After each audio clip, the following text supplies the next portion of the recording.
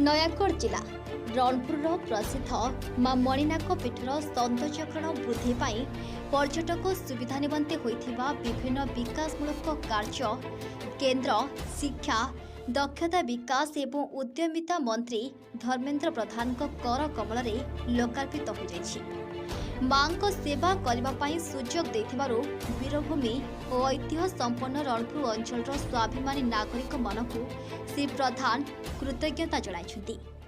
Indian Euler corporate सामाजिक दायित्व CSR अंतर्गत पाखापाखि 2 कोटी टंका व्यय मणिनाक पीठरे 100 फुट लंब और 40 फुट ओसार विशिष्ट गोष्ठी केन्द्र समेत अन्यान्य आनुषंगिक काम संपूर्ण कराଯାଇଛି। एठारे विद्युत एवं पानीय जल सुविधा सांगकु शौचालय सुविधा मध्य रही।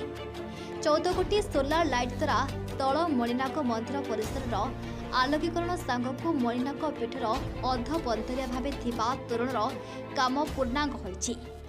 उपर मणिनाक मंदिर परिसर आलोकीकरण पाई गोटिए हाई मास्ट लाइट टावर और 4टी फोकस लाइटर व्यवस्था मध्य कराଯାଇଛି। यह सुविधा द्वारा आगंतुक और पर्यटक माने विशेष उपकृत हेबे। पीठ को आगामी दिन में अनेक श्रद्धालुओं आगमन वृद्धि पाइब।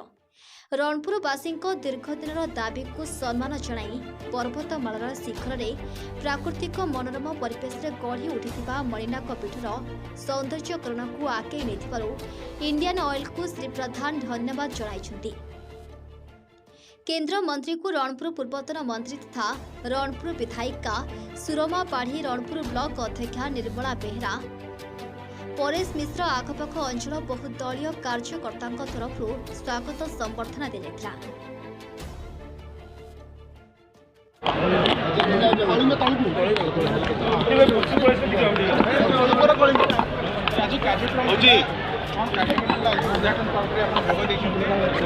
पवित्र पीठ दशरा परदिन मोर सौभाग्य है माँ मणिनागंकर दीदी जाक पीठ दर्शन करिवार मंदिर जोटा पहाड़ पददेश अच्छी जोटा शीर्ष अच्छी दीदी जाक दर्शन करिवार सौभाग्य मिला।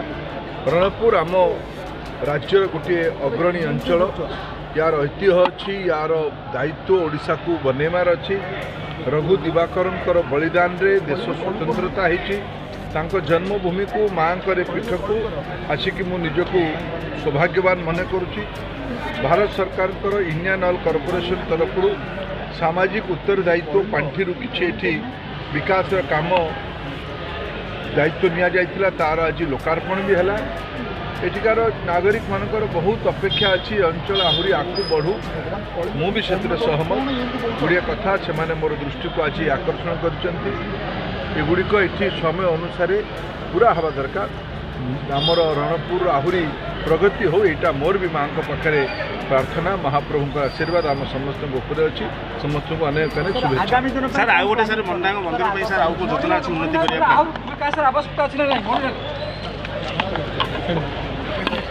रणपुर नयागढ़ दिलीप कुमार परिडा रिपोर्ट लाइव कलिंग खबर।